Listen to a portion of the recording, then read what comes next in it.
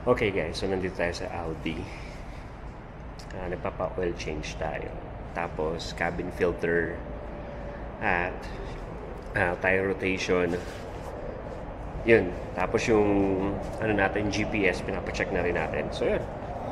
So Audi guys. So check natin mga sasakyan nila dito. Okay?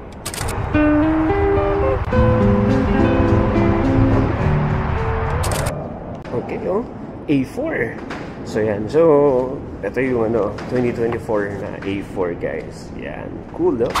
Diba yung trip natin? Oh, up to 5,000 off, oh. Yan. Diba? Cool. So tingnan natin ang loob. So ayan ang A4. So yan. So still almost the same yung gauge cluster niya. Yan. Yan. Amoy leather. Okay. RSQ8. Nice. Diba? Oh. Carbon Lodi. Carbon. Nice. Yan ang mga gusto natin sa akin eh. R8. Kaso wala pa tayong budget. Wow. Stigo. Diba? RS. Oh, diba? Yan. Aray ko. So ganda. Piano black. Yan. Nice. Make Audi. So, parang siguro after ay, Diyos mio. Napaka-stiff naman ang likod pag-upo. So, parang gusto natin to eh. Siguro after how many years bibili tayo. So, ayan guys. Uy! Ano to? Free? May naka-iwan. At meron pang isang may $1. Yan, okay. So, etong pula, yan yung S5, eh? Tama ba? S5 ba? S5. Tama ba? S5. Yan. S5. Yan. Soft top ng Audi. Ito yung e-tron naman nila. Ayan o. Electric car nila yan. Yan. So, hindi ko siya trip. Mas trip ko ang itong Q8 or RS Q8. Pero mas siyempre doon tayo sa mura, mga Q8 lang, di ba? Pero 5-seater siya eh. Kaya maliit lang malalagay natin. Pero panalo to. So, grabe, nagmumukha tayong pulubi dito sa Audi, no? So totoo lang guys, ngayon dito sa US,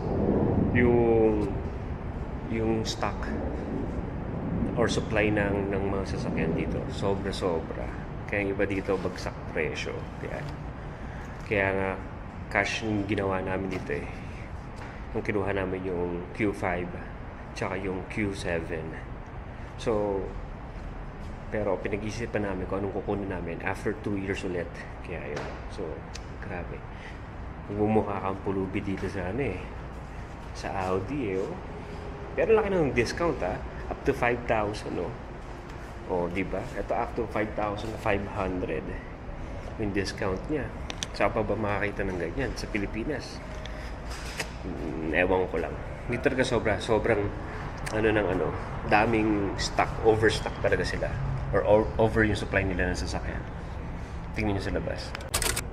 Ayun oh, di ba? Dami. So, marami kang pagpipilian. Ayan, sa labas tayo. So, ayan, nakikita nyo, Audi and Volkswagen. Okay? So, si Volkswagen, siya kasi yung may-ari ng Audi, Porsche, at Lamborghini. Yeah, yun. So, pare-pares lang sila ng makina. Na totoo, yung katawal lang nila pinagkaiba. Kaya kung ako sa inyo, kung bibili kayo ng Porsche or Lamborghini, mag-Audi na lang kayo, di ba? Same engine lang. Yan. So yun. So hintayin na lang muna natin yung sasakyan natin natapos. And then after doon, uwi na tayo guys. Oh no, pupunta tayo sa clinic para sa tito ko. Kaya yun. Mamaya samahan nyo kami doon sa clinic.